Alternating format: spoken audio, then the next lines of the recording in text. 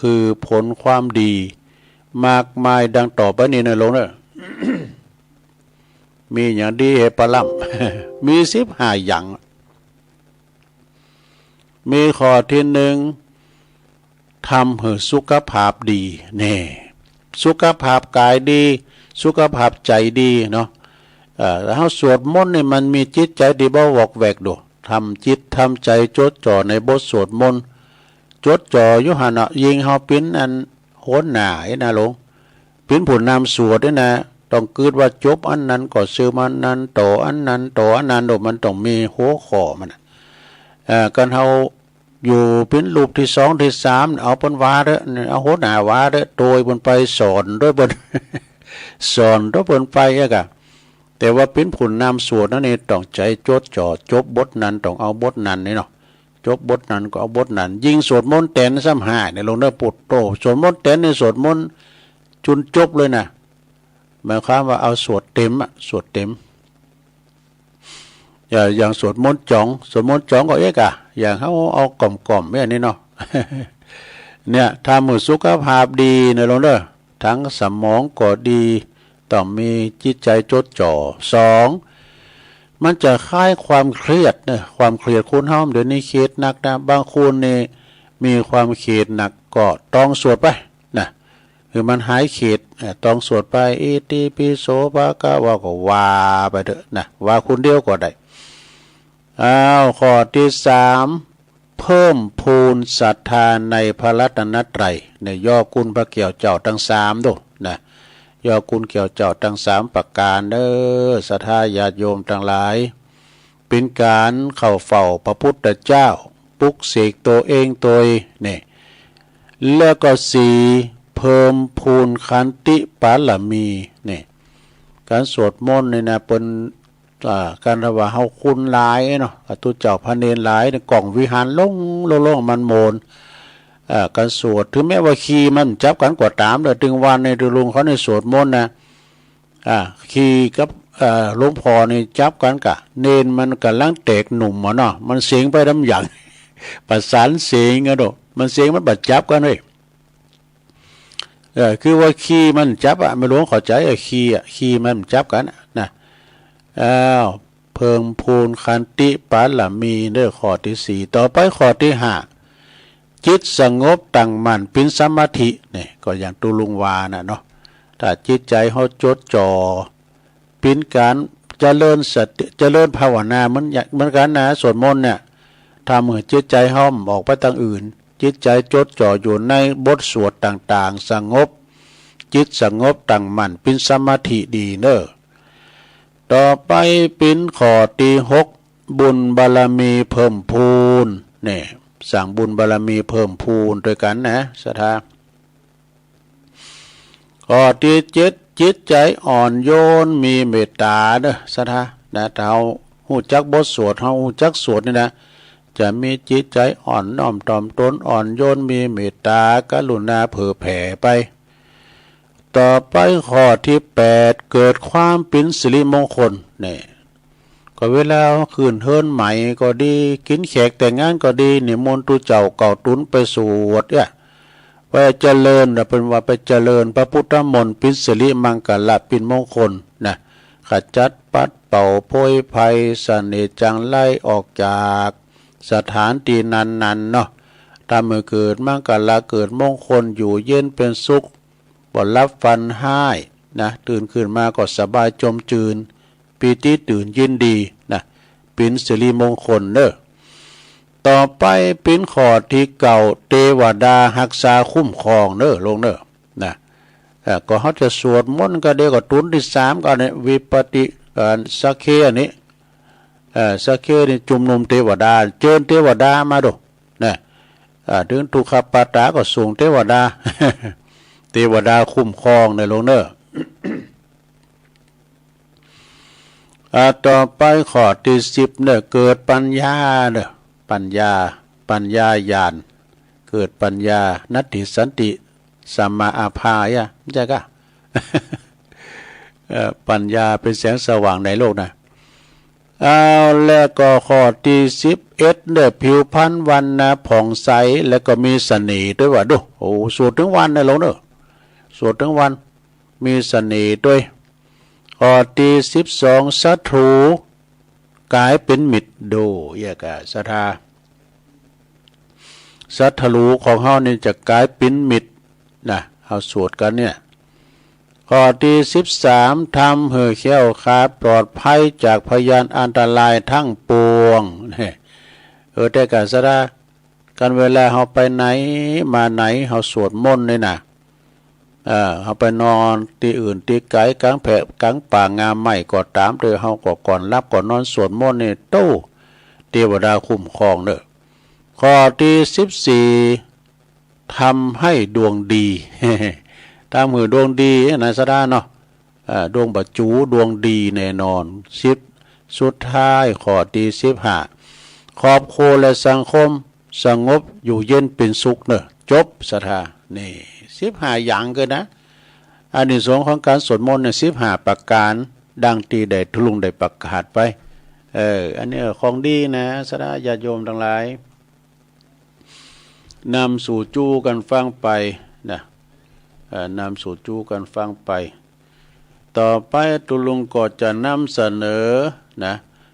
นี่คือความจริงของโลกแนวคิดเชิงปรัชญาของพระเดชพระคุณท่านเจ้าคุณพระประชานาถมุนีเนอะเปิ้นอยู่ปูนวัดดอนจันทร์ตุลุงได้ไปเตือน1 มื้อละนะโอ้เป็นสถานที่เปิ้นเล่งละอ่อนเนอะมีขยมข้านักหันว่าเปิ้นไปเห็นหนังสือข้าน่ะที่เปิ้นด้อยโอกาสนะเปิ้นมีโฮงเฮนจูหันเลยเนอะวัดดอนจันทร์นี่นะของวัดเจ้าคุณซึ่งก็มีละเด็กละอ่อนที่เปิ้นด้อยโอกาสนักเปิ้นก็พอก้อยดูแลกันมีครูมาสอนเป็นโฮงเฮนใหญ่นะที่ดอนจันทร์นี่นะอันนี้ตัวลุงก่อนนำเสนอการเปลี่ยนแปลงนะการเปลี่ยนแปลงอย่างต่างๆเนี่ยศรัทธาญาติโยมทั้งหลายก็พระเดชพระคุณท่านเจ้าคุณเปิ้นแจกหนังสือ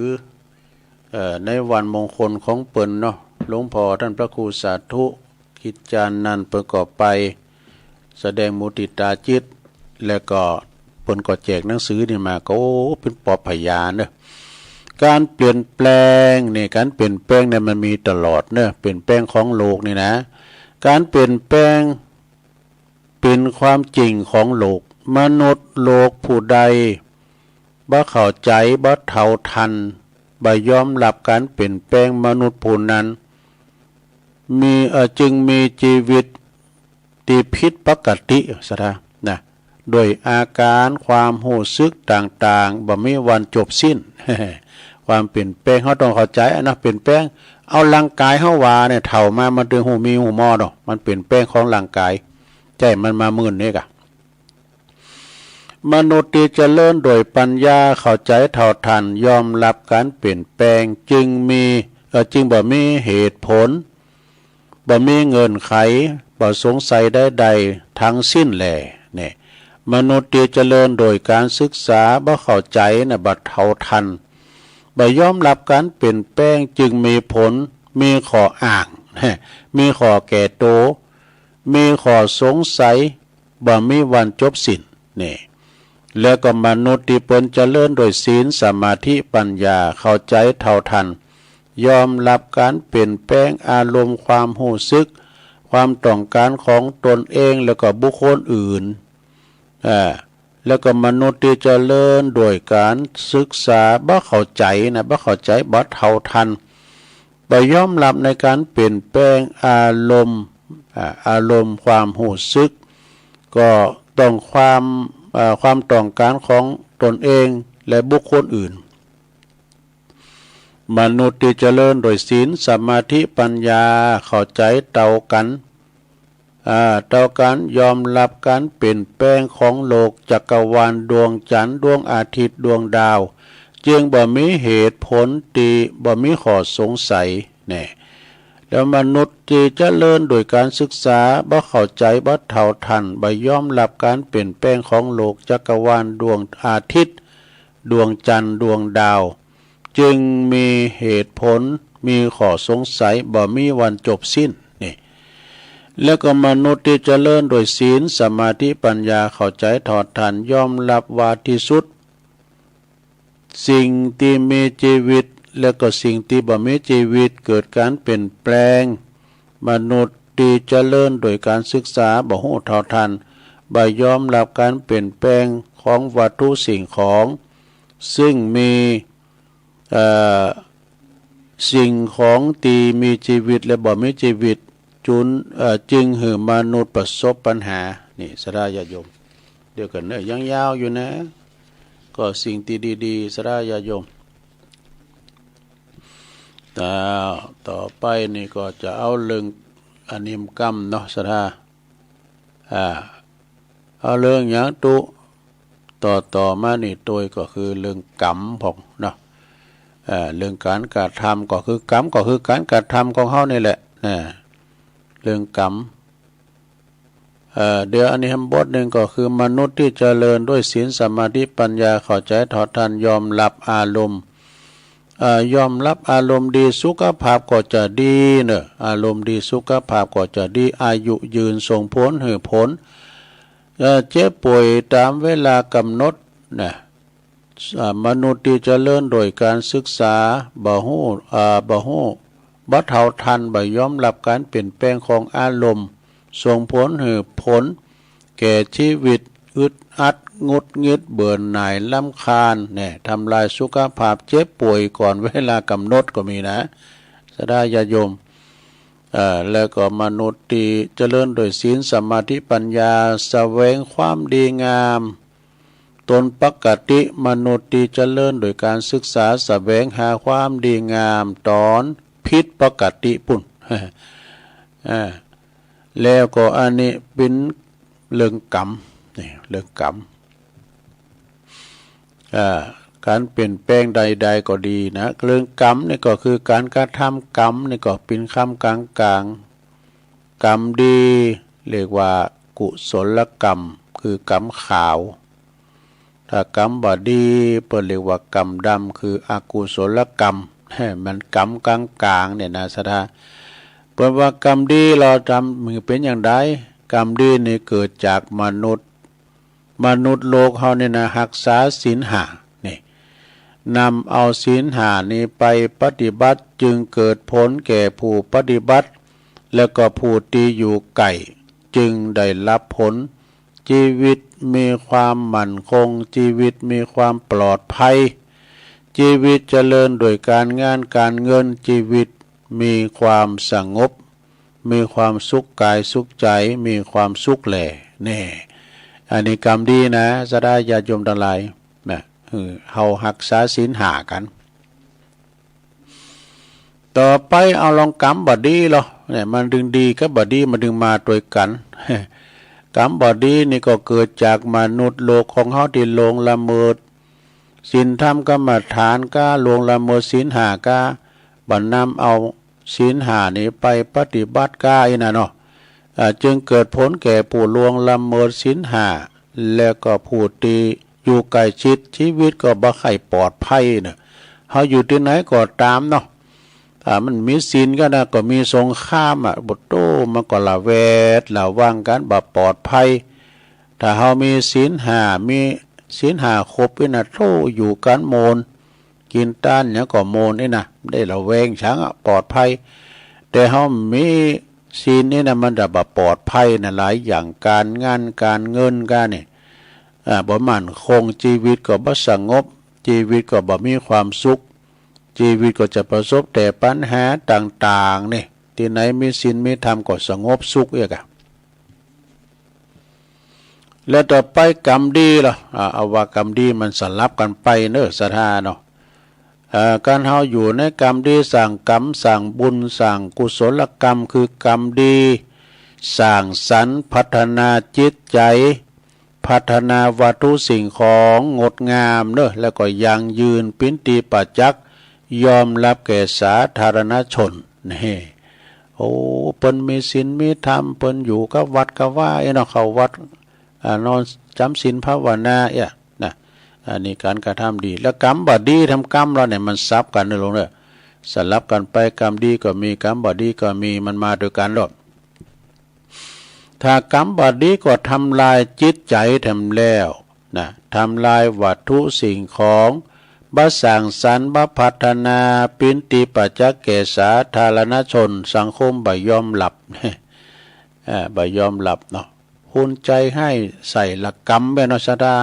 สำเตอเปิ้นก็มาปิ้นผู้นำนะเขาก็พอคุณที่เปิ้นจะปิ้นผู้นำลักษณะของผู้นำนะบุคคลประสบเคราะห์ลายทั้งปวงนี่บุคคลประสบเคราะห์ลายทั้งปวงบุคคลผู้นั้นโอ้เปิ้นบ่มีศีลบ่มีธรรมไปข่มเหงติงเต็กเปิ้นนี่นะไปรังแกไปจี้ไปป่นเปิ้นลงละเมิดศีลห้าบ่มีสมาธิขาดปัญญาเด้อนะเดินทางเข้าไปในคุกในตารางบุคคลดีอยู่เย็นเป็นสุขนั้นก็เกิดความสงบสุขเนอะบุคคลผู้นั้นได้มีเมตตามีศีลมีทานรักษาศีลห้าโดยปฏิบัติตนตามบทบัญญัติหลักศีลห้านี่เจริญจิตสมาธิภาวนาพิจารณาทุกเรื่องด้วยปัญญานี่สระ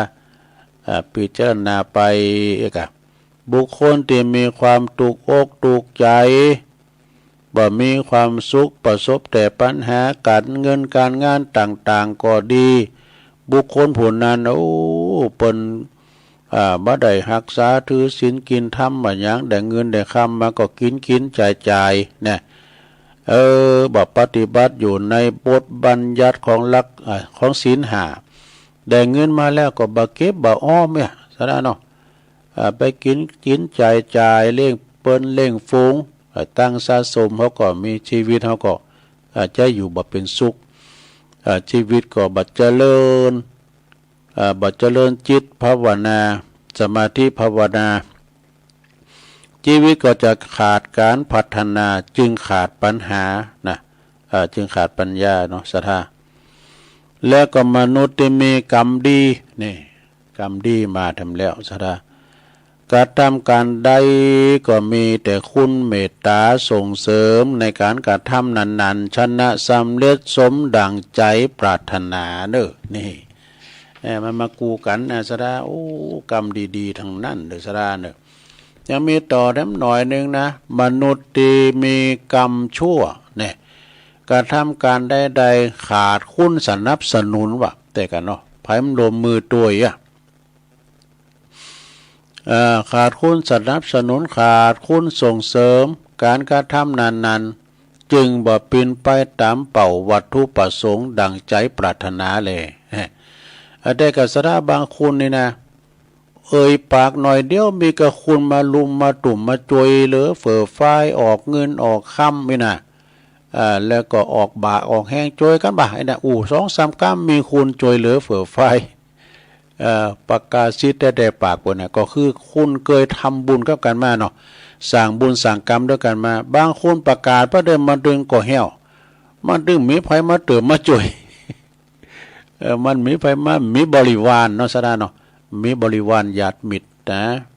จากนั้นก็สร้างบริวารโดยสร้างบริวารอย่างไรก็กินต้านเนี่ยเขาประกาศให้เปิ้นมาหอมกินหอมตานเนี่ยกะอันเนี้ยเป็นบริวารอย่างท่านมหาสมชาติเปิ้นประกาศออกคืนออกวิทยุโรอีแม่หอมไอ้แม่ร้อยนั่นเด้ออันเนี้ยบริวารเปิ้นนะซะนะบุคคลที่รักษาศีลห้าเจริญจิตภาวนาพิจารณารับรู้โดยปัญญาเด้อ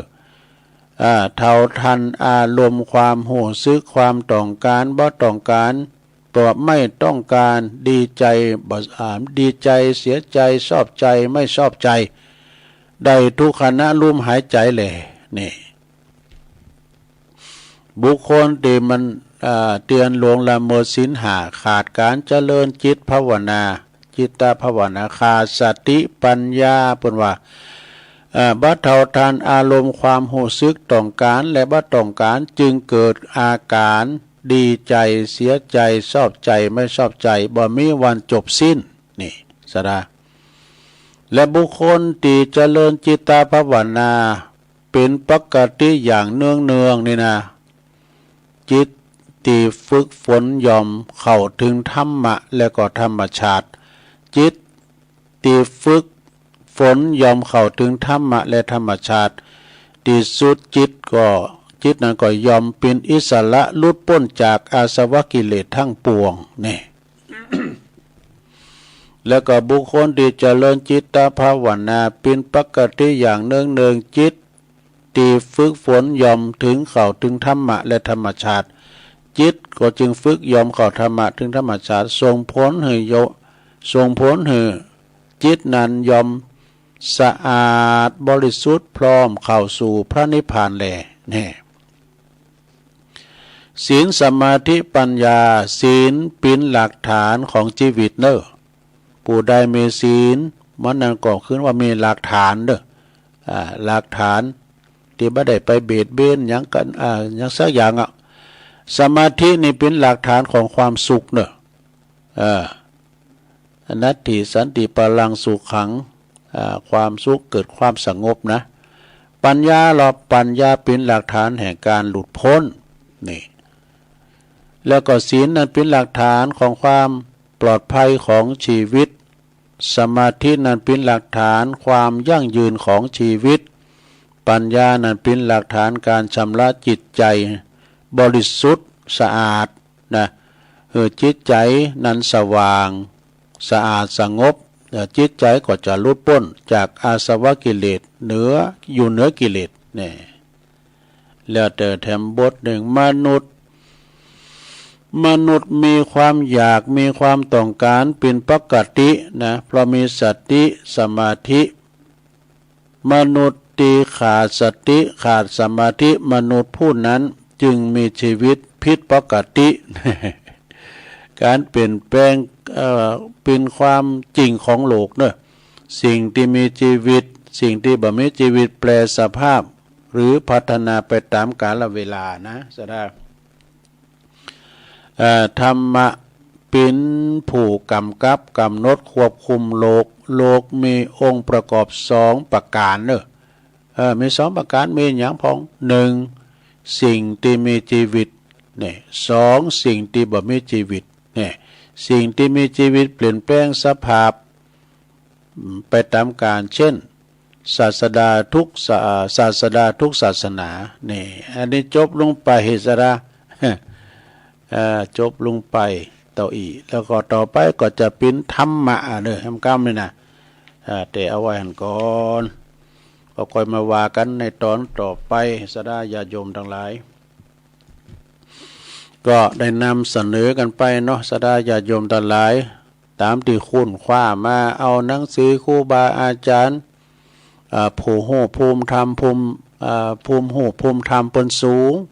เปิ้นแปลงหนังสือมาบ่จะเป็นหนังสืออนุสรณ์ใดๆเนาะในการทำบุญวันเกิดก็ดีหรือวันในการทำบุญยังก็ดีก็เอามาเป็นหนังสืออนุสรณ์เป็นภูมิธรรมทั้งนั้นเนอะวัตถุดิบ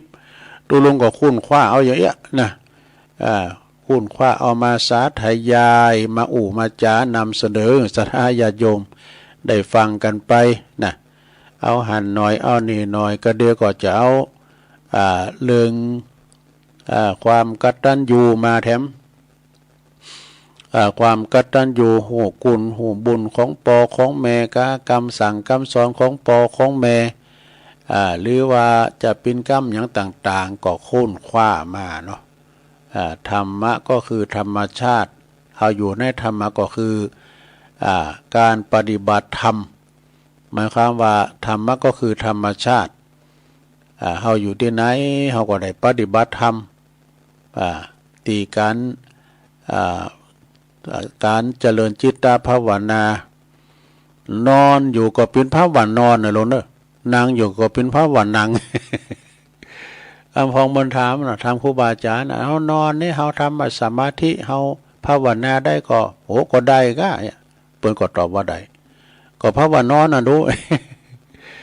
มันอยู่ที่จิตที่ใจว่าสดาญาโยมทั้งหลายเนาะอยู่ที่จิตที่ใจเฮาได้สวดมนต์กามสังการนอนสวดก็ได้เบียบางพองก็ว่ามันบัดดีก็มันดีก็ลุกไม้ก็แล้วเนาะ ต้องสมมติว่าตัวลุงสวดมนต์น่ะอยู่ในที่นอนตรงในจิตในใจก็ได้ละศรัทธานะก็ได้เหมือนกันเด้อศรัทธาญาติโยมทั้งหลายวันนี้ก็ศรัทธาได้มาปบมาปักกันเดี๋ยวทรงที่สองนี่ตัวลุงก็จะได้ประกาศข่าวสารงานบุญแถมกรรมหนึ่งเนาะโอ้งานวันนี้วันผูกนี่มีหลายเนอะงานบุญกุศลในวันนี้วันผูกนี่นะวันที่7ที่8นี่มีหลวงหลายได้แต่ฉะนั้นก็ศรัทธาญาติโยมก็อดถ่าดาฟังไปวันนี้ก็เป็นวันห่อต้วยเนอะลงเนอะเป็นวันห่อต้วยพวกก็จะเป็นวันศีลเดือนยีออก8ค่ำแล้วก็เนาะวันนี้วันที่7แล้วศีลหน้านี่ก็เดือนยีปิงแล้วเด้อลอยกระทงแล้วจะสิ้นสุดของการตอดกฐินกันแล้วเนอะศรัทธาญาติโยมนะในวันศีลหน้านี่นะฉะนั้นก็วันนี้ก็มีหลายที่ว่าเปิ้นจะตอดกฐินกันถ้าว่าไก่ที่ไหนก็ไปบ่จำเป็นต้องไปทุกตีนะเอาก็ไปไก่ที่ไหนก็ไปที่หันอานิสงส์ก็เหมือนเดียวกันอันนี้โลกเด้ออานิสงส์ของการตอดกฐินเนี่ยมันยาวถึงการละ1 เดือนก็เลิศนี่ไปแถมเมื่อตึกวันที่15วันเดือนยี่ปิงพอดีหือเจ้าปีแน่น้องศรัทธาญาติโยมทั้งหลายก็ทำบุญตามที่ว่าแต่ละวัดอย่างวันนี้นะวันนี้วันที่7ก็ปุ้นที่เวงป่าเป่าผู้กระเด้อที่วัดพระธาตุม่อนจอมพอเปิ้นจัดต้านธรรมจัตตาปีเกิดนักสัตว์ต่างๆใจเป่าเยเมาสีใส่สังงาเมสันเล่าเสร็จใกล้นี่เปิดกอดตานน้ำตานธรรมสัพพะทานังธรรมะทานังชินาติการเป็นเจ้าภาพการเตดการทำก็ไปแสดงจำนงปุ่นเนอไผ่ละแวกไก่เคียงวัดพระพุทธพระบาทม่อนพระธาตุม่อนจอมพอของหลวงปู่ดอยเนอครูบาดอยพระครูปฏิภาณธรรมทินตามแต่ละปีไปก็ต่างทำหลงนะต่างทำหลงก็ทำมหาเวสสันดรจาดกแต่ว่าปีนี้หลวงปู่เปิ้นก็อินดูพี่น้องเจ้าบ้านการมันแปลง แต่ปนิมนต์เจ้าหลายก็หลายตุนนี่นะที่เปิ้นปิ้นดักเทศเนี่ยก็เด็กเลยอันอินดูพี่น้องเจ้าบ้านเปิ้นก็จัดในการเตธรรมเหมือนกันแต่เตธรรมจัตตาปีเกิดเท่าเนอะก็ตุปีอ้อยเขาตุปีบุญเขานี่ก็เปิ้นก็เตธรรมจัดมนต์เนาะเอาวัตถุดิบในวัดเฮาเนาะ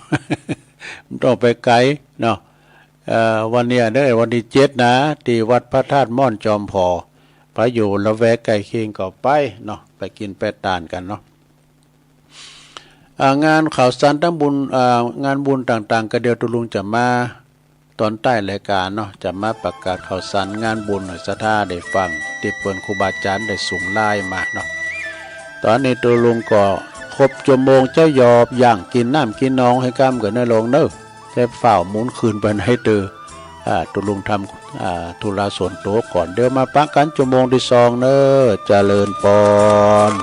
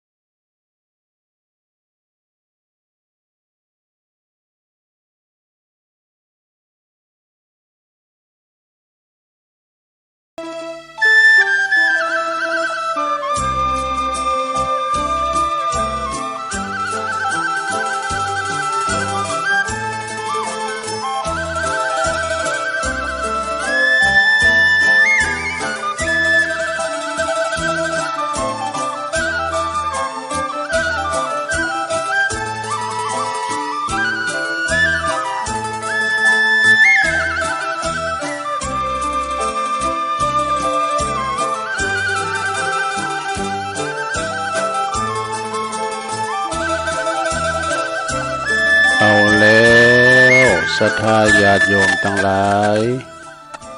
ตุลุงก็พักจิบน้ำจิบน้องกินน้ำลุงคอ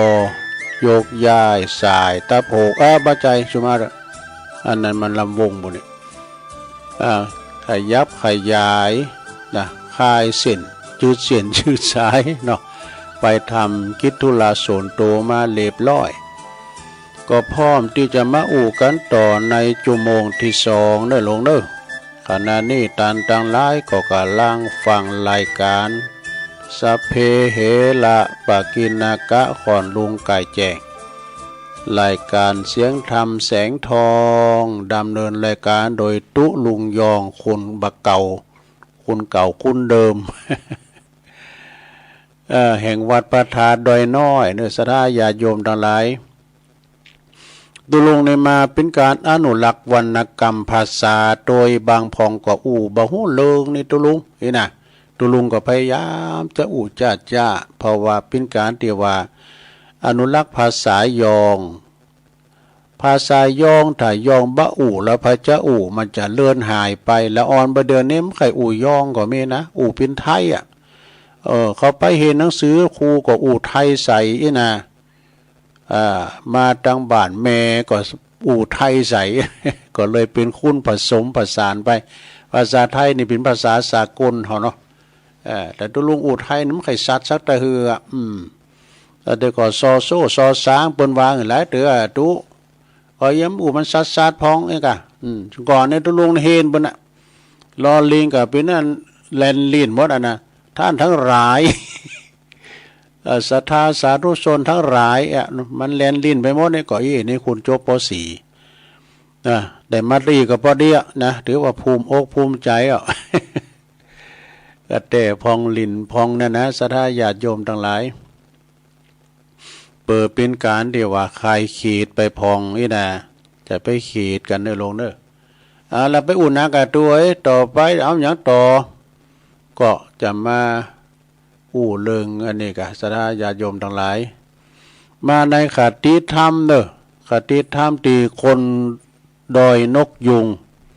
หลวงปู่พระครูสันติเจติยากรเปิ้นน้อมนำมาฝากตุลุงก็ได้เอากำเปิ้นมาบัญจามาบัญจาแล้วก็จะได้อธิบายก็เป็นลำดับต่อไปนะบนบัญจาว่าจะได้ก็ลองฟังบ่เด้อนะเกี่ยวกับสังพองนี่นะหุ่นดอยนกยุงหลวงพ่อท่านพระครูสันติเจติยากรวัดเกตกาลามเนาะ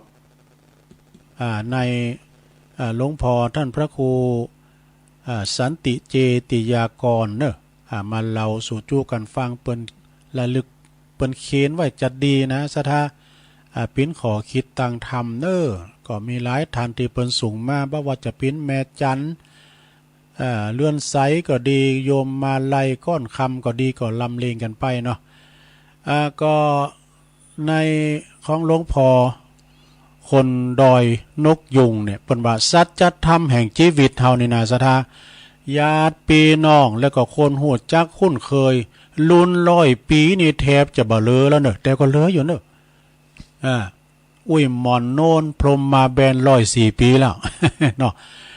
แทบจะบ่ไข่เลอนะแทบจะบ่เลอแล้วรุ่น90 ปีก็เลอน้อยเต็มที่ว่ะรุ่น80 ปีซ้ำรุ่น80 ปีนี่พอมีอยู่พองเล็กน้อยนี่นะเปิ้นรุ่น70 ปีก็ลาลงไ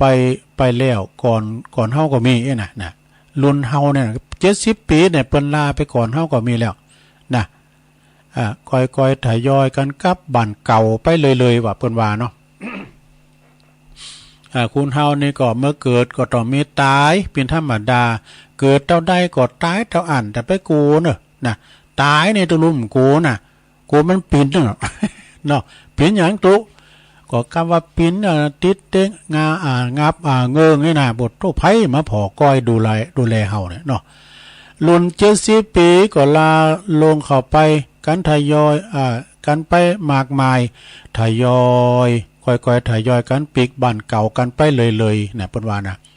หมดไปปิ้นลุนน่ะลงเนอะเหมือนใบไม้ลงหล่นลงกองอยู่โคนต้น อยู่กองอยู่ปื้นต้นมานั่นนะเดี๋ยวก็คุณโนนป่วยเดี๋ยวก็คุณนันตายเปิ้นฟูงเขาน่ะได้ข่าวทุกวันไปงานศพกันทุกเดินนี่อีโลสุดท้ายวันหนึ่งเนี่ยก็คงจะมาถึงเฮาถึงคิวเฮาก็ถึงนี้บ่พ้นเนาะศรัทธานี่สุดท้ายนี่ก็คงจะมาถึงคิวของเฮาทีนี้บ่พ้นแต่ก่อนที่จะถึงวันนั้นเนี่ยเปิ้นว่าโยนความทุกข์โยนความเศร้าหมองเอาทิ้งความลงไปเสียหมดเลยนี่อย่างหือบันเหลือเฮาก็ต้องเพราะว่าเฮาบ่ต้องการมันใจชีวิตหือมีความสุขความเบิกบานทุกนาทีที่ยังเหลือลมหายใจอยู่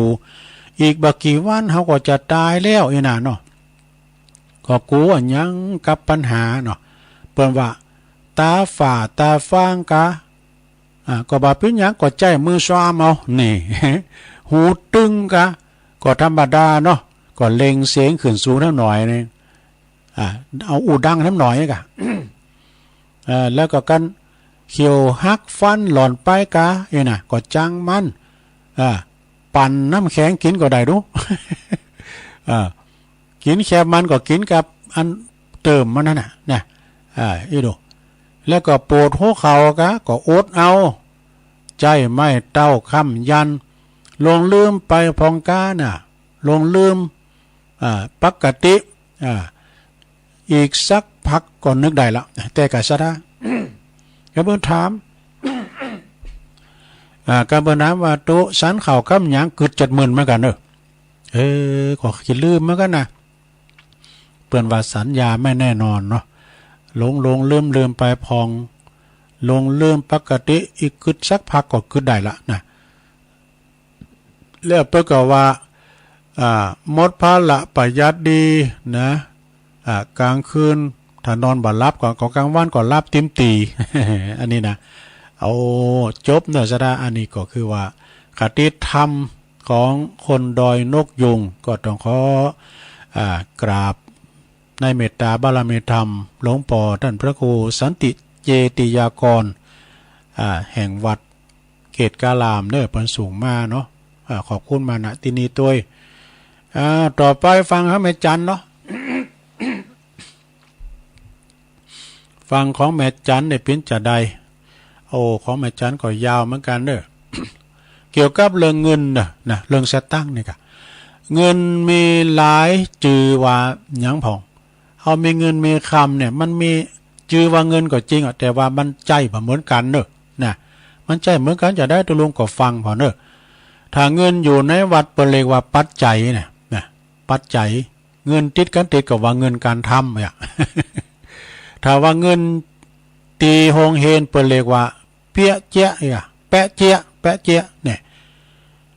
ถ้าว่าเงินแต่งงานเหรอก็เรียกว่าเงินสินสอดเนี่ยสินสอดทองมั่น แต่ถ้าว่าเงินกับการหย่าร้างเปิ้นเรียกว่าหยังค่าเลี้ยงดูเนี่ยมันจะเหมือนกันรู้เนาะแล้วว่าเมื่อยิบยืมของไผมาเปิ้นเรียกว่าหนี้สินยืมกู้หนี้ยืมสินลงเนาะถ้าว่ารัฐบาลเพราะว่าเมื่อจ่ายให้รัฐบาลเรียกว่าเงินภาษีอากรเนี่ยเฮาเสี่ยงภาษีดูภาษีตีดินกับสังกายะนะถ้าว่าขึ้นโรงขึ้นศาลเนาะเปิ้นว่าลึชาว่ะ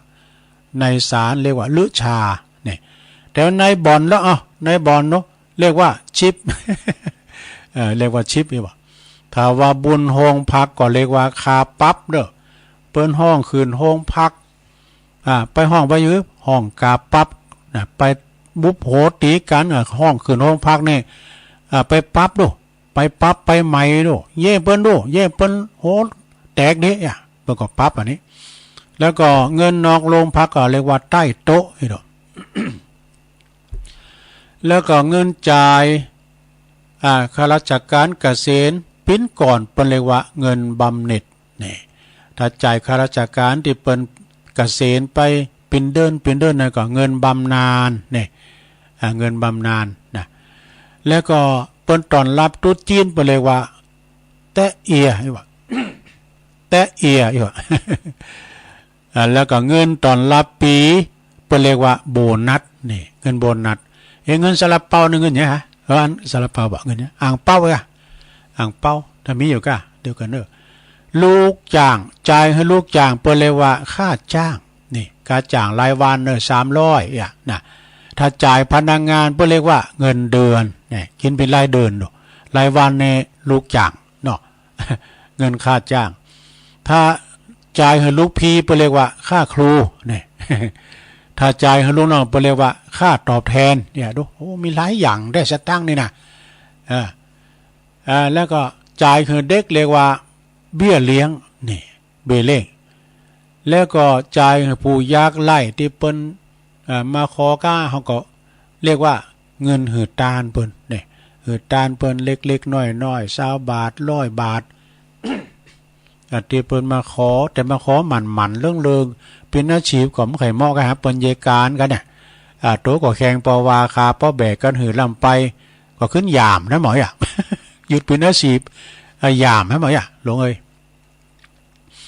แล้วก็จ่ายหลังจากได้รับบริการดีๆเรียกว่าทิปนี่ทิปนี่นะจ่ายหลังจากถูกหลอกก็เรียกว่าเงินค่าโง่ จุแต่จุวาเนี่ยซื้อเอาความโง่ไอ้เนาะถ้าเงินฝากธนาคารเรียกว่าเงินฝากเนอะใครมีเงินฝากเนาะฝากธนาคารไว้เมื่อยืมธนาคารเรียกว่าเงินกู้เนี่ยเงินกู้จ่ายหือโจรเรียกว่าเงินค่าไถ่ แล้วก็จ่ายเปิดรับบริการถูกที่ถูกกฎหมายเรียกว่าค่าธรรมเนียมเนี่ยการธรรมเนียมเนอะแล้วก็จ่ายรับบริการที่ผิดกฎหมายแปลว่าค่าสินบนนี่จบเนอะไผจะจางแต่งเลยเนาะขอบคุณแม่จันเนอร์แม่จันล้นไซแบ่งเบาภาระตัวลุงก็เอามาตีแผ่เผยแผ่สะท่าได้ฟังกันเนาะอันนี้ก็เป็นข้อคิดประจำวันเป็นคิดได้คิดดีทางนั้นเนาะสะท่าเนาะ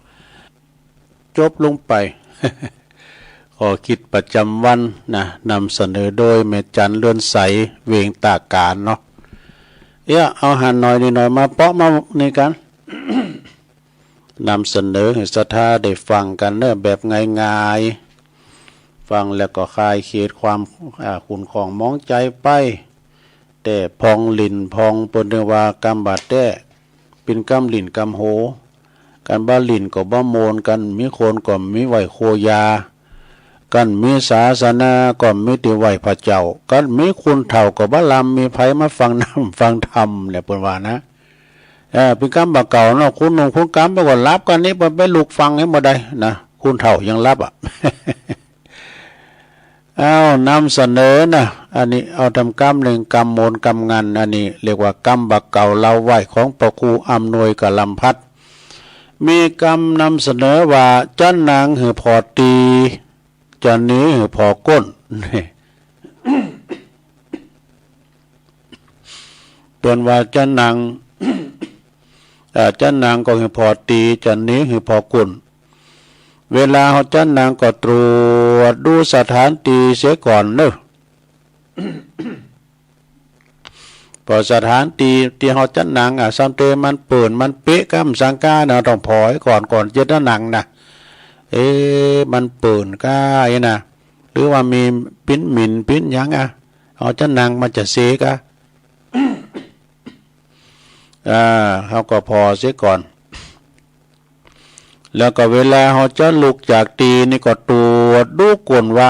มีอย่างแปดเปิ่นมาพอง อย่าติดกุ่นเข้ามาพองตินนางต้องพอก่อนหมายความว่าเนอะความหมายก็คือโหจักสถานตีแล้วก็กาละเวลาว่าเหมาะสมหรือไม่นี่ที่เฮาหนังนั่นน่ะเหมาะสมหรือไม่เช่นว่ากันเข้าไปสถานตีต่างๆเนอะ เขาก็ควรจะวางตัวอย่างใดเนี่ยจะวางตนวางตัวอย่างใดสถานที่นั้นเป็นสถานที่อย่างไหนจะได้วางตัวให้ถูกต้องบ่หือเปิ้นได้ตำหนิได้นี่คำหมายเพิ่นน่ะลึกซึ้งเด้อลงเด้อลึกซึ้งก็เป็นกรรมบาปเก่าเหลากันไว้ แล้วก็อันนี้ทำกรรมหนึ่งนำเสนอว่าเจ้าก็ว่ายังไงวะควายก็ว่ายังแดดนี่ยังแดดฮ้อนอยู่อย่างกำวามเจ้านะกันเนาะคุณขี่อ่างด้วยคุณขี่อ่างก็คือคุณขี่ข้านนะเนาะ ตอนเจ้าก็ว่าอ่างว่าก็ยังหนาวอยู่เนี่ยมันหนาวหย่อมไปเดี๋ยวประมันลามันควายมาก่อนน่ะสายมาเกินอ่างว่าฮ้อนนะเหมาะแดดฮ้อนนะเหมาะก็เป็นกรรมแก่ตัวของคุณขี้เกียจก็คือคุณขี้ข้านนั่นเอง ขี้เกียจกับขี้ข้านนี่อันเดียวกันเป็นปีกำนอง กรรมไทยเป็นว่าขี้เกียจนะกรรมเมืองกรรมยองเขาขี้ข้านเนี่ยขี้ข้านทำกรรมในนำเสนอประวัติจะเยมยังหือหูจักพมานเนี่ยพมานก็มกปอประมาณเนี่ยจะกระทำการก็หือหูพักผ่อนนี่กระทำการก็หือหูจักพักผ่อนแห้งโตอ่อนจะไปแบกของนักการแอวบาฮักก็หลังจักกล่อง อันนี้กรรมบักเก่าแท้ๆลงเป็นวัจเจเยอันยังก็ตามหือหูจักพมานเด้อจะกระทำการอันใดก็หือหูจักพักผ่อนแหงตัวอ่อนก็จะไปหาบนักแบกนักการว่าแอวบาฮักก็หลังจักกล่อง ก็การทำมันยังก็หูจักประมาณนะเป็นว่าความหมายเขาเปิ่นรู้จักประมาณการทำงานก็หูจักการพักผ่อนพองเรี่ยวแรงของเฮามันอ่อนแอก็อย่าไปหลับอาสาแบกนักจนเกินไปเพราะว่าจะทำให้แอวหักหรือกว่าหลังโก้นั่นเอง นี่นะนักเอาเบาสู่ก็ต้องหูจักประมาณในแห่งกายของตนผ่องแห่งหอมบ้านหนักเลยนะคุณข้านตายหลังหักคุณคักตายหลังกล่องกรรมเก่าเพื่อว่ามก่อนนะ นำเสนอดำบทหนึ่งเนอกรรมบักเก่าเล่าไว้ของพระครูอำนวยกลัมพัฒน์นะนักปราชญ์ของเจ้าบ้านล้านนาเฮาจัดตีมาเนี่ยคือพรนาเจ้าตัวโรกรรมนี้ได้ยินมาเมื่อแล้วลง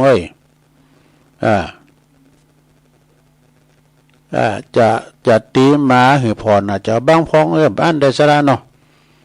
ของหักของโหงของป่นเติมมานี่นาสดามแจ่มให้ดีมันหูกรรมคุณดอก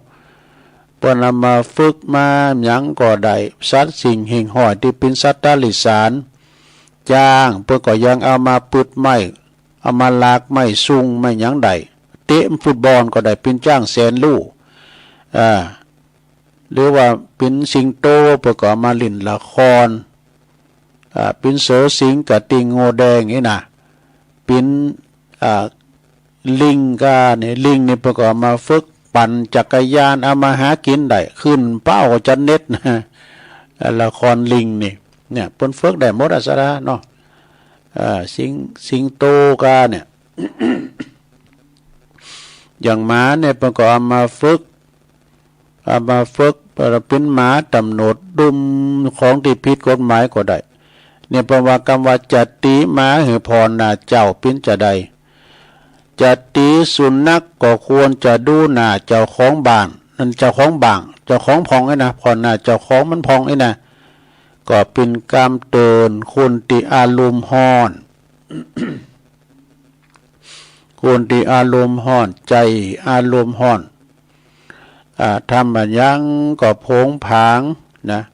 บัดใจสติปิจารณามันก็เปรียบเหมือนว่าคุณกำลังโมโหนะโทสะขิไฟกำลังใหม่ ลุ่นเผาใจก็หันสุนัขเปิ้นบ้านที่อยู่ไกลกันเนี่ยเข้ามาในบ้านของตนเองก็ไล่ตีโดยบ่ดูเหือทีทวนว่าเจ้าของสุนัขนั้นอยู่ด้วยหรือเปล่าเนี่ยเติมเป็นมาโดยเจ้าบรรณามาเนี่ยมาโดยเจ้ามาหรอก เดี๋ยวตีหมาพรนาเจ้าแล้วก็เจ้าของสุนัขนั้นก็ยอมจะบ่ป้ออกบ่ป้อใจแต่ที่ไปบุบหมาเปิ้นต่อหน้าเปิ้นรับบ่ป้อใจตีว่าคนอื่นมาทำลายสุนัขของตนเองนะก็จะทำคือหมางใจกันความหมายก็คือเฮาจะทำลายเขาก็จะดูว่าเขาผู้นั้นจะเป็นเจ้านายเขาจะดูว่าเขาผู้นั้นมีเจ้านายบังคับบัญชาอยู่ไหมหมายความว่าเปิ้นเป็นลูกน้องเปิ้นเฮาเยงลูกน้องเปิ้นเจ้านายเปิ้นจะว่าเอียกเนาะประมาณนั้นแถมกรรมหนึ่งเนสดานี่ก็เน็ตนะเปิ้นว่าจีนห้องหน้าเข็งนี่ มันพิจารณาจีนห้องหน้าเข็งเนี่ยนะสดาเป็นกรรมบักเก่าเราไว้นะความหมายนะก็คือหมายถึงคนที่บักเกี่ยวข้องโดยตรงกับเหตุการณ์นั้นๆแต่ก็ต้องมารับรู้รับรู้ก็จะต้องมารับผิดชอบในสิ่งนั้นๆตัวเนี่ยโอ้ไก่ห้องบ่อนนี่ก็เนาะจีนห้องหน้าเค้งนี่นะก็จะต้องพลอยมารับผิดชอบในสิ่งนั้นๆยกตัวอย่างเช่นสามีภรรยาเปิ้นทะเลาะเบ้าแว่งกันในเปิ้นพิษกันข้างเมื่อเลิกลากันไปแล้วลูกที่อยู่ใกล้ชิดนั้นก็ถูกด่าด้วยว่ะถูกด่าโดยบ่ฮู้เลิงอันอย่างตัว แต่ก็ต้องทนถูกด่าเปื้อเป็นการระบายอารมณ์ของบิดามารดาเนี่ย พิษกันเนี่ยมาลุงตีลูกเนี่ยกันเนาะประมาณนั้นเนาะสดา พิษกันเถงกันก็มาลุงตีลูกันแล้วแถมบทหนึ่งจะไปเปิดเสือหือเปิ้นหันหลังจะไปหลอกหนังหือเปิ้นหันจีนปดโตกรรมในสำลึกซึ้งนะลงเนอะจะไปเปิดเสือหือเปิ้นหันหลังจะไปหลอกหนังหือเปิ้นหันจีนก็ความหมายก็คืออย่าไปเปิดเสือหือเปิ้นคนอื่นได้หันหลังได้หันแผ่นหลังเขาอย่าไปถลกหนังหือเขาดูเนื้อดูจีนเนี่ยกะความหมายก็เปิ้นบอกว่าความลับในขอบโคของเฮานี่นะความลับในขอบโคของก็คือความในไฟในอย่าน้ำออกไฟนอกอย่าน้ำเข้านะเนาะหมายความว่าความลับภายในขอบโคของเฮาอย่าได้นำไปอู่หือกับคนอื่นได้รับรู้หือหาผู้นะยอมจะได้รับความคำนินทาวาลายตามมาทีหลังใดนี่เพื่อว่าไฟนอกอย่าน้ำออกไฟในอย่าน้ำเข้าก็เหมือนกับนางวิสาขาเนาะได้รับโอวาทจากสนใจผู้เป็นปอเปิ้นสั่งสอนลูกก็จะไปลงหอลงเฮินจะไปลงตังเพื่อก็คือคติว่าไฟนอกจะไปนำออกเด้อลงเด้อไฟในจะไปนำเข้าก็คล้ายๆกันเนี่ยเนาะสดา เอาละเนาะตอนนี้ไปตุลุงก็ขอได้ประกาศข่าวสารงานบุญสักเล็กสักน้อยจบข่าวสารงานบุญแล้วก็ตุลุงก็จะมาตักตังลายที่ปนส่งลายมาเนาะเฟซตุลุงจะมีนี่ ส่งลายมาตุลุงก็จะตักไปตามลายแล้วก็จะได้เปิดสายหน้าไมค์ซะถ้าได้โทรกันเข้ามาแจ้งผลการหับฟังก้าเอกเนาะสดาญาติโยมทั้งหลายเวลานี้ก็จะได้ประกาศข่าวสารงานบุญวันนี้วันพุธเนี่ยโอ้ยงานบุญหลายเนาะสดาเด้อไก่ไหนก็ไปที่หันเนาะก็อย่างที่ว่าไว้นะวันนี้ก็ที่วัดพระธาตุม่อนจอมผอของหลวงปู่ครูบาดอยเปิ้นว่าไม่ได้ยินแล้วเด้นะแต่บางคนเปิ้นก็ฟังทางเฟซทางไลน์เนาะเปิ้นก็จะมีงานเด้อเทศธรรมปูจาเทศธรรมอันปัจจตาปีเกิดวันนี้ละนะท่านมหาก็4 โมงเนี่ยไปแล้วก็ออกเดินทางแล้วก็ท่านพระมหาสมชาติเพิ่นจะไปช่วยงานแล้วก็ ในวันที่8ก็จะบ่ได้ลืมเด้อวันพุกนี่นะศรัทธาญาติโยมทั้งหลายวันพุกนี้ก็หน้าที่พุทธมณฑลจังหวัดเชียงใหม่ก็เพิ่นจะมีการตอดกฐินถึงมดถึงศีลนั้นก็350 วัดเนอะ25อำเภอเพิ่นจะมีการตอดกฐินตกข้างเนอะศรัทธาญาติโยมทั้งหลายโดยเมตตาบารมีธรรมจากพระคุณสมเด็จพระมหาธีราจารย์กรรมการมหาเถรสมาคมแล้วก็เปิ้นปิ้นเจ้าคณะใหญ่หนเหนือโดยวัดเชตุพนวิมลมังคลารามกรุงเทพมหานครปุณเนอร์ปนจะได้มาโปรดเมตตาเป็นองค์ประธานในฝ่ายบรรพชิตเนาะโหนแห่งห้องไปนอกก็ได้รับเกียรติเนาะจากท่านนายกสมชายวงศ์สวัสดิ์อดีตนายกของประเทศไทยเฮาแล้วก็ตลอดถึงในเมตตาบารมีธรรมพระเดชพระคุณพระเทพมังคลาจารย์ประธานจัดงานในครั้งนี้โดยเนาะแล้วก็ครูบาอาจารย์แถมโอ้คุณจะมากันเป็นปันๆเลยซะได้เด้อแต่ละวัดนี่ก็วัดนี่ก็หาตุนเนี่ยกาตุเจ้านี่ไปปันปลายแล้วนะวัดไหนหาตุนนี่นะสถาวันนี้เพิ่นก็จะมาตั้งกองบริวารอัฐบริขารกฐินเด้อสถาไผมาวันนี้ใดก็มาเด้อวันที่7วันนี้นะเพราะว่าพวกนี้มันก็จะเวลาจะบีบหน่อยนะ8 โมงปลายเนี่ยเพิ่นจะเริ่มละนะเพิ่นจะมาใส่บาตรสตังค์ไปตีเดียวได้300 กว่าวัดนี่ก็เจิญเด้อวันนี้ก็เปิ้นจะเริ่มกันแล้วนะศรัทธาญาติโยมทั้งหลายกินของง่ายลาแล้วในตัวลุงก็จะไปยืมไปใจไปพอเพิ่นเกิน จะไปยืมไปใจพอเพิ่นเกินวันนี้มีฝนนะฝนย่างแล้วศรัทธาญาติโยมก็ปากันมาเด้อมายอตั้งแต่วันนี้ก็มีโฮงตาลโดยนะศรัทธาญาติโยมทั้งหลายบัดว่าโกฝุ่นตกก็เต้นใหญ่ 2-3 หลังก่อนนะเพิ่นจะจัดระเบียบปิ้นแถวไปฉะนั้นก็เจอได้ปีไหนก็มีเตอเดียวเนการแจกตานกฐินตกข้างของจังหวัดเชียงใหม่นะโดยเฉพาะก่อนในจังหวัดเชียงใหม่25อำเภอตีพุทธมณฑลจังหวัดเชียงใหม่บ้านโทกเสืออำเภอดอยหล่อเฮานี่แหละนะไปกันยามเจ้าเน้อสะดาเน้อแล้วก็ต่อไปก็ขอเชิญโลมเสร็จจากตีวันที่8นะพวกนี้นะตอนบ่ายก็ตีวัดใหม่วัดใหม่เฮานี่นะเพิ่นก็จะมีตอดกฐินโดยที่วัดใหม่มณฑาทิพย์นะเหล่ามณฑาทิพย์โดยหล่อเฮานี่เหมือนกันเด้อก็คุณแม่เพิ่นจะมาตอดกฐินซึ่งก็ที่วัดเหล่ามณฑาทิพย์นี่ก็จะมีขึ้นในวันพุกนี่เหมือนกันนะตอนบ่ายนะ จะตอดกฐินตอนบ่ายคุณแม่พรทิพย์โลตการพร้อมด้วยคณะเพิ่นจะมาตอดเปิดสมทบทุนในการซื้อที่ดินไว้กับวัดเหล่ามณฑาทิพย์เนอะฉะนั้นก็ศรัทธาอยู่ละแวกใกล้เคียงก็ปากันไปนะที่วัดเหล่ามณฑาทิพย์เนอะแล้วก็ต่อจังหันก็วันที่8เหมือนกันปุ้นที่วัดบรรพตสถิตในเมตตาบารมีธรรมท่านพระมหานพดลสุวรรณเมธีเจ้าคณะ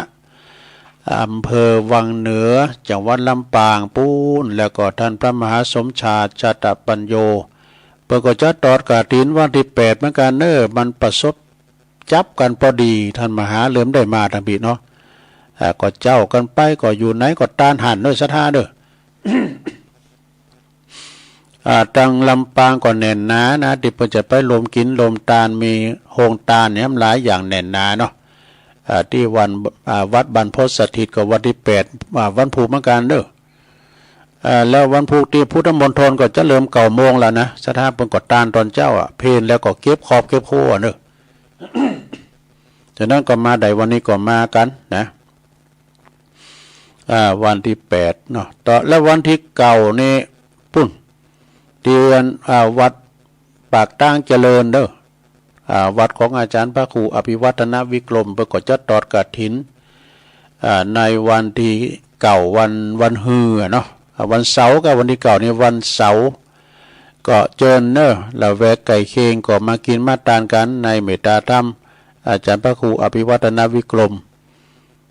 ที่วัดปากตั้งเจริญเด้อเวลาก็8-9 โมงในกะก่อนเพลนี่แหละนะสดาญาโยมนะเพิ่นก็จะแห่ตนองค์กฐินกันเนี่ยอย่างกุปีเด้อแล้ววันที่9แถมที่วัดอินทขินบ่เด้อวัดอินทขินที่ทำการอำเภอป่าซางบุนะในเมตตาธรรมอาจารย์พระครูสุตตคุณวัฒน์อาจารย์มหานิคมเขาตุปีเก่งเขานะพระประหลัดพานุวัฒน์เขมานันโทตอนมางายในประจัดต้านตอนมางาย ตีวัดอินทขินอำเภอป่าซางแล้วก็วันที่10ก็ตีวัดป่าซางหน่อยเนี่ยกฐินเหมือนกันกินของง่ายแล้วนะวัดป่าซางหน่อยเม็ดต่อมฝากประกาศมาเด้อแล้วก่อนในวันที่13ที่วัดแม่ห้องไคร้ของเมตตาธรรมอาจารย์พระครูชลทานพิทักษ์เด้อ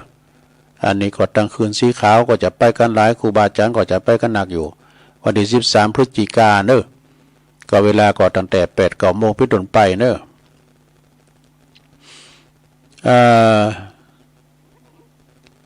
แล้วก็ในวันที่81ก็ที่ไหนเนี่ยเดี๋ยวกันเด้อจดไว้วันที่10นะวันที่10พฤศจิกายนนี่ก็ที่นี่นะไกลๆวัดนี่นะวัดสันไขยอมเนาะ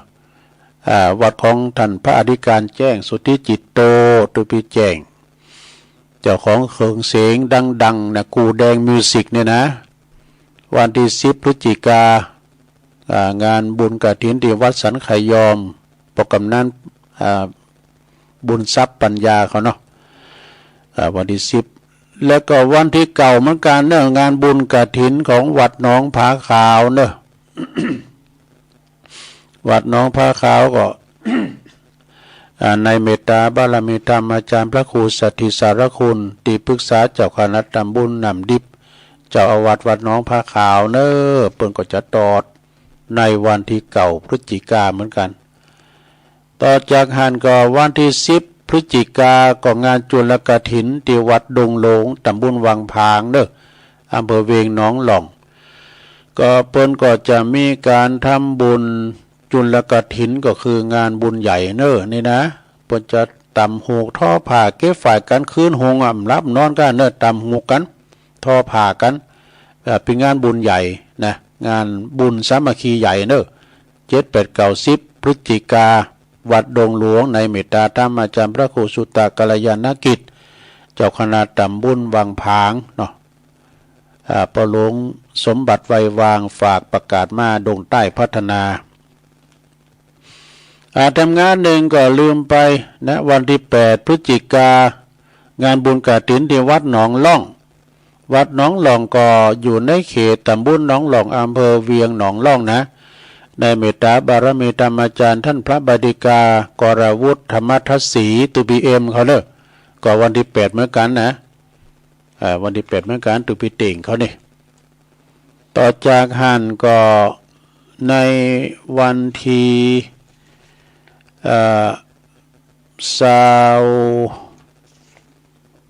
วันที่10เหมือนกันเนอะวันที่10พฤศจิกาก็งานบุญกฐินที่วัดบ้านมะกอกวัดบ้านมะกอกนี่ก็ตำบลมะกอกอำเภอป่าซางในเมตตาบารมีธรรมหลวงพ่อพระครูศรัทธาพิมลเจ้าคณะอำเภอป่าซางเด้อเปิ่นจะตอดกฐินวันที่10พฤศจิกาเหมือนกันฮะวัดบ้านกอกเนอะแล้วก็วัดสันกำแพงด้วยวัดสันกำแพงตำบลมะกอกเหมือนกันก็ไก่ก็หานะในเมตตาธรรมอาจารย์ท่านพระมหาสมพงษ์เปิ่นจะตอดวันที่10เหมือนกันอันนี้ก็แม่เกี่ยวน้อยฝากประกาศมานะจากหันก็มีแถมเนื้อสัทธาญาติโยมจากหันก็มีแถมในวันที่15 15ก่อตีงานบุญกฐินที่วัดดอนหลงเนอะวัดดอนหลงนี่ไม่น้อยการนัดฝากประกาศมาดอนหลงนี่อยู่ตำบลแม่แรงอำเภอป่าซางเด้อประจะตอดวันเดือนยีปิงเนี่ยวันที่15พฤศจิกานะที่วัดดอนหลงต่อจากหันก็มีวัดกูงูลืนเนอะศรัทธาญาติโยม วัดกูงูลืนก็เป็นวันที่10พฤศจิกาเหมือนกันนะเป็นมี2ภาคประโยคยอดชาติประทาเจดีย์โดยนะเวลา9 โมงครึ่งแล้วก็เริ่มพิธีแล้วก็ตอนบ่ายก็เริ่มพิธียกยอดชัดแล้วก็ตอดกฐินกันที่วัดกูงูลืนตำบลน้ำดิบอำเภอป่าซางในเมตตาธรรมอาจารย์พระอธิการประสบโชควิสุทธิธาลีเจ้าอาวาสวัดกูงูลืนปีนี้เปิ้นก็โยมปอโยมแม่เปิ้นปินเก้าเปิ้นปินประธานกฐินเนอะ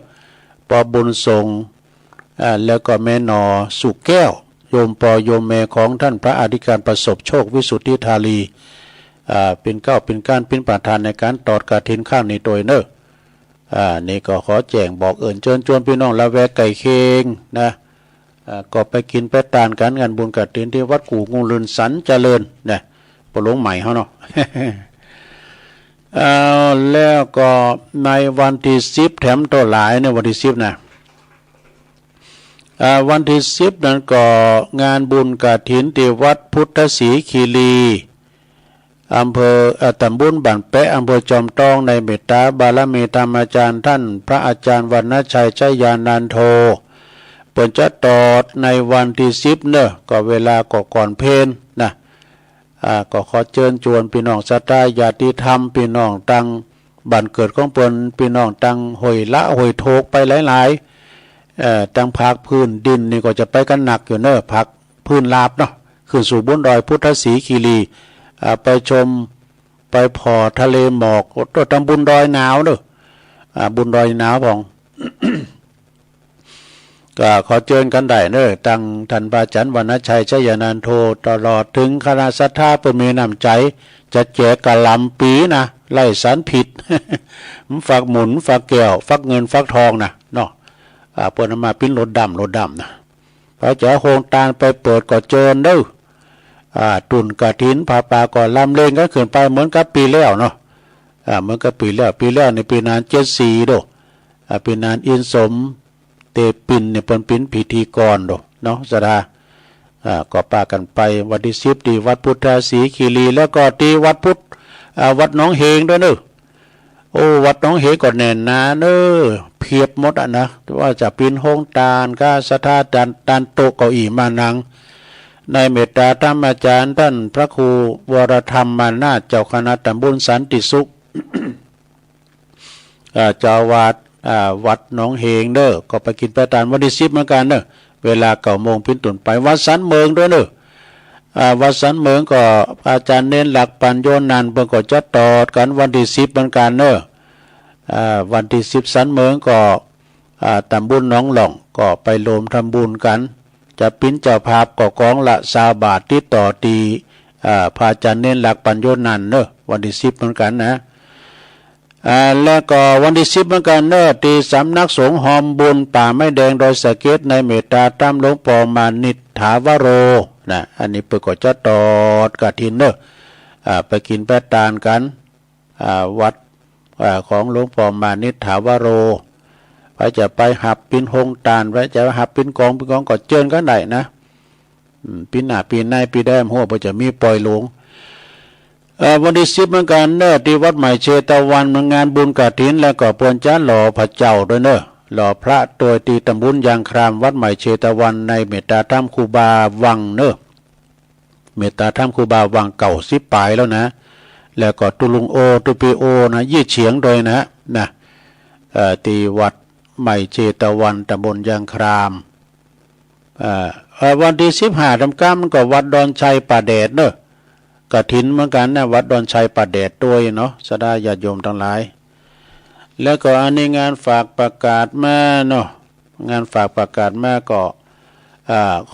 ขอประกาศประชาสัมพันธ์สืบเหตุหอยพอก้อยสับเปาโลงเนอะลุ่มลำมิง สีลุ่มละมิงสีเกตกาลามนาวัดเกตกาลามเนอะอำเภอเมืองเชียงใหม่วันที่17 พฤศจิกาเวลา4 โมงครึ่งเนอะ16:30 น.นะถ้าเป็นงานประเพณีเป็นก็เนาะตีอันวัดเกตกาลามนะสระเนอะ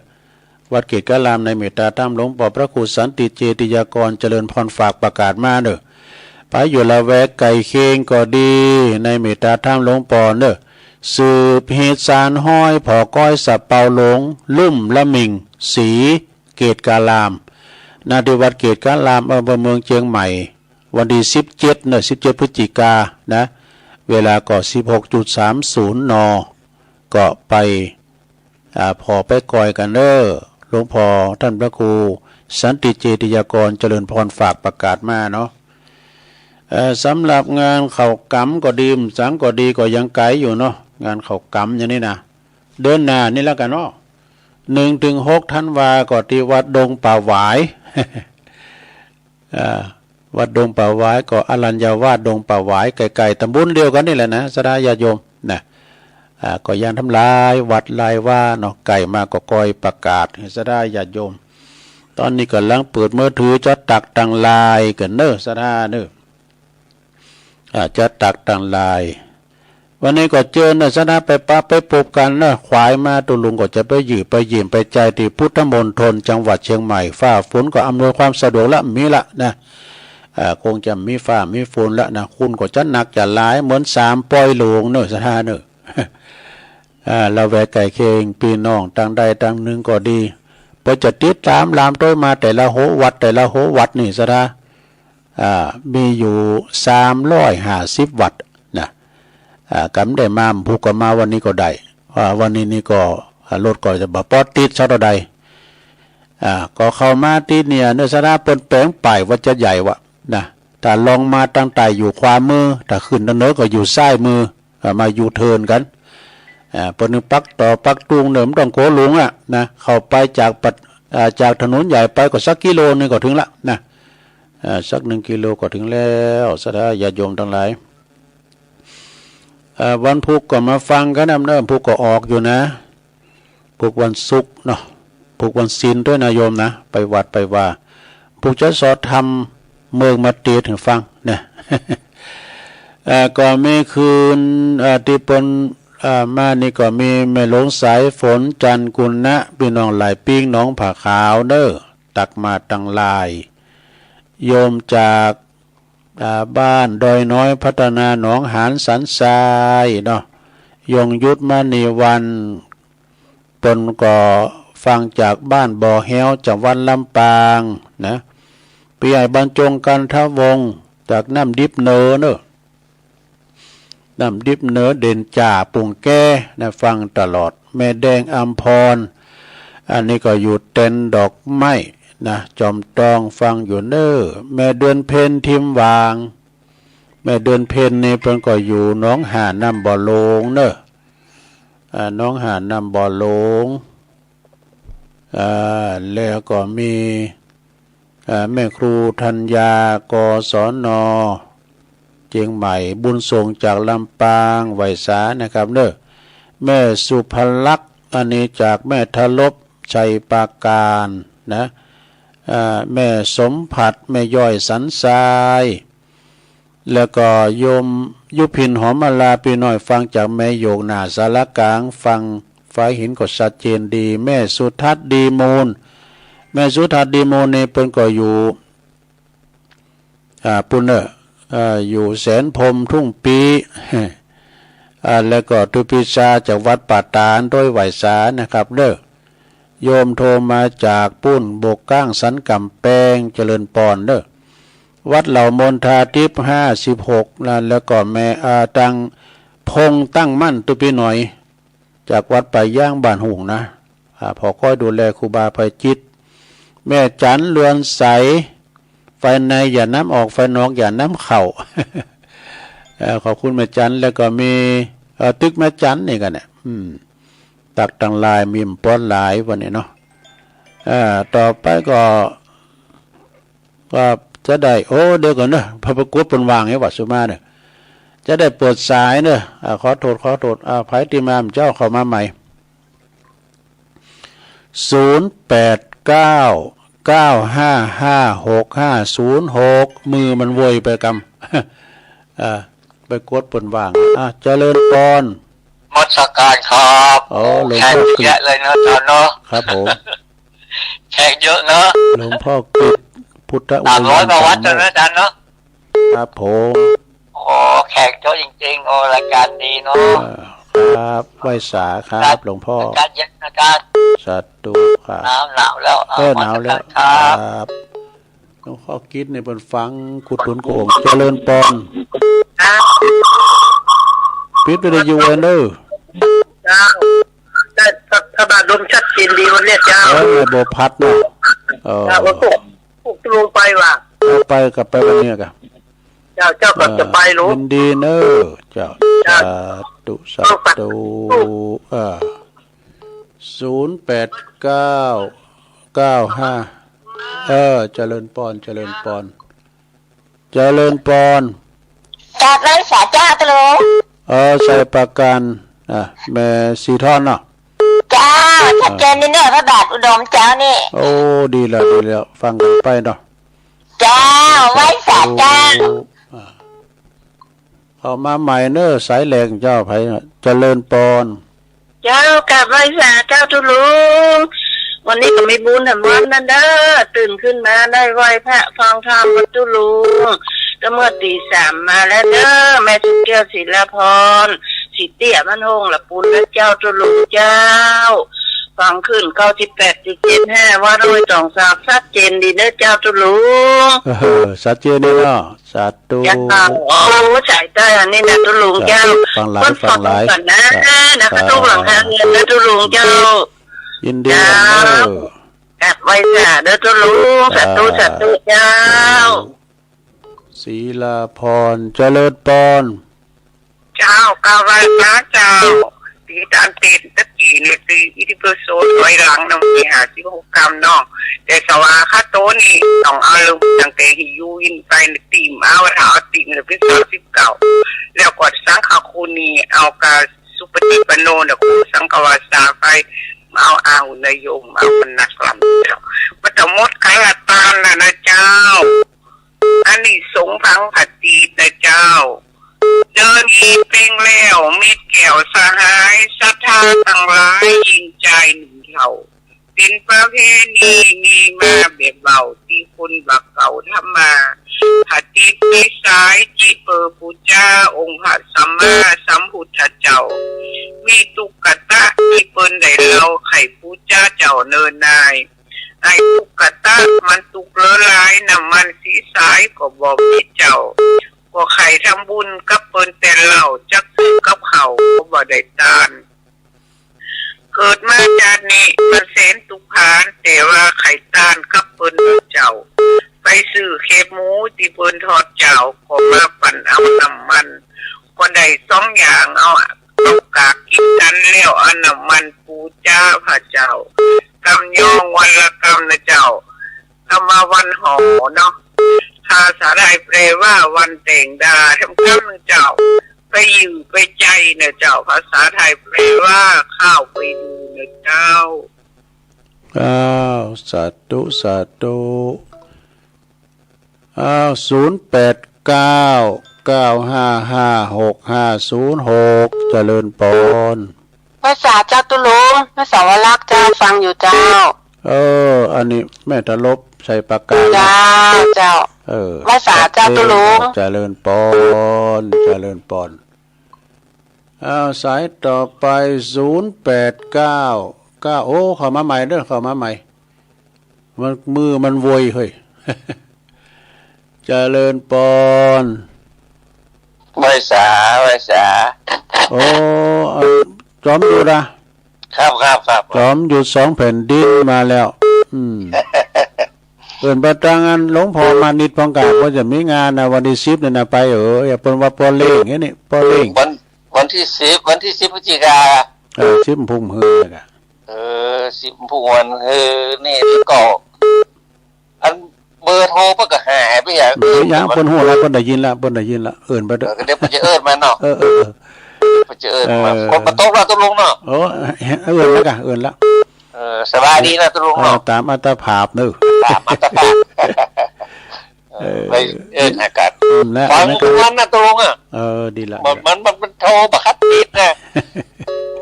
โทรบักคัดติดบักคัดตามเขา เป็นหยังเปิ้นฟังก็ดีใจแล้วยินดีครับนายเด้อ ครับจอม ไว้ หยุด สาไว้สา มันเนี่ยบ่จะโทรมาเตือนนะจอมหยุด2แผ่นดินนี่เนาะเอิ้นบ่ตะหลวงพอมันนี่ตัวย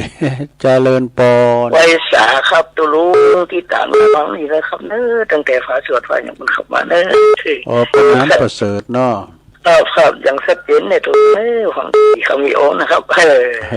ของแล้วก็มีสลับไปอยู่ที่อันที่ว่าเสียงเทียนสว่างตาเสียงทองใจน้ำฟังเคยน้องเนาะฟังคำว่าเขาก็มีความสุขความอันนี่ก็ประดับของประเด็นน้อยนึงนะครับเนาะให้ แม่น่ะครับคำอยู่ในจิตคำอยู่ในใจของมันก็เนี่ยอย่างเขาก็คิดถึงนู้นถึงนี้ก็จะเลื่อนครับเนาะ ถูกต้องแล้วขอบคุณบนนั้นหลายๆด้วย ครับกำลังใจทุกเขาขอดีๆไม่ชุกกันต่อไปนะครับได้เป็นลูกเกลันให้ทุกภาคแสวความดีนะครับได้หนาวเราทุกแล้วเนาะ ไม่แล้วมีฝนแล้วยินดีบนนั้นเด้อ ครับสาธุครับ วันพุกก็จะสอดทำบนนั้นปั้นมาตีแต่กำหล่อมพุกปันศิลเนี่ยนะบนนั้นปั้นอินมาดเจริญปอน กราบนำมาสัก มาแล้วพุทธนบุญเราขวัญ โอ้ยจะล่ำรับตะกี้ฟังไปน้อยเนาะอันนี้ส่งผ่านตะกี้นะทุลุงเคยขอนิมนต์ทุลุงยองนี่นะเศษทำกาบที่มีไข่5 แก่น น่ะได้สอหาอยู่นะ แล้วก็เอาขึ้นสายพังตะกี้ที่เขาเอาแปลงกินกานะที่ฤาษี5 องค์นะอย่างไรเนาะที่อธิษฐานถึงแม่ท่านถึงเดือนนี้เป็งคือฟันตีนกาจุ่มพังพักกีดอันมันอย่างหมูมันงวดมันควายมันงานมันเต้าใส่ปุจานึกถึงแม่ขาเพื่อ แล้วมันสิ้นจะได้เหรอ หน่อยสิบุ้งไอ้จอมยุทธเขาเรียกไงเบอร์โทรศัพท์ลุงไอ้จอมยุทธ จดไว้เด้อ 092-407-4828ฟังประคำนะครับ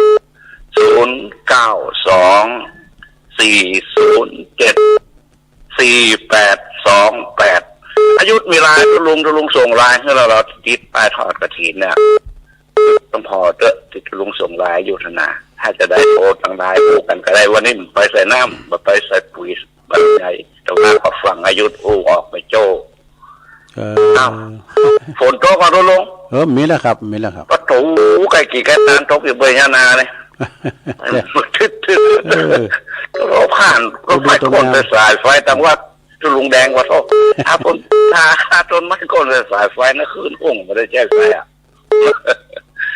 อนุโมทนาบุญทุสถาญาติโยมที่ตั้งใจจะมากินมาทานมาตอดกฐินเนอจะเอาสร้างพระวิหารเนอปีนี้เป็นกฐินสามัคคีปุ่นอาจจะไปวางศิลาฤกษ์ก็ประมาณเดือนมิถุนาปุ่นเนอได้งามดีมาเจอกันสร้างวัดใหม่แต่ว่าก็ขอบคุณแม่เพ็ญธรรมขันแข็งหลานตุลุงตาวัดเงินเหนือรัญญวัฒน์มาทำบุญร่วมอนุโมทนาสาธุบุญปุปปะหัสสาธุคนทุกท่านตั้งใจจากบ้านส่งจิตส่งใจมากก็ได้ปัจจัยเป็นสำคัญมากมาหลังอะไรสาธุจบเวลาตุลุงเห็นแล้วก็ฟังคำกล่าวหน่อยเบอร์ตุลุงเบอร์หลวงพ่อมานิด092-407-4828เลขงามเด้อ092-407-4828เนาะสถาเนาะเวลาตุลุงจบไปแล้วนี่สถาเอาพุกกระโทเนาะพุกกระโทมาแถมใหม่วันนี้มันจบเวลาเห็นแล้วนะครับท่านพระครูเขียนมาว่าตอนบ่ายนี้ไปเป็นโฆษกพุทธมณฑลแต่ไปมาง่ายนี่แหละครับควายมาเนี่ยจะไปละพอดีก็ตุปีอ้ายเพิ่นมาแอวหาเนาะจะไปตัวตุปีอ้ายเนี่ยกะ ตุปีอ้ายเพิ่นก็อยู่หนองบุญชุมเนี่ยนะเพิ่นไปปฏิบัติธรรมไปปริวาสมาก็จะไปตัวเพิ่นเปิดรถเบนซ์มารถเบนซ์รุ่นเก่า เอาไปก่อนเด้อสตาจากลาไปก่อนเดี๋ยวฟังธรรมครูต่อเด้อจัตตาโลธรรมาวัฏตันติอายุวันโนสุขังปะลัง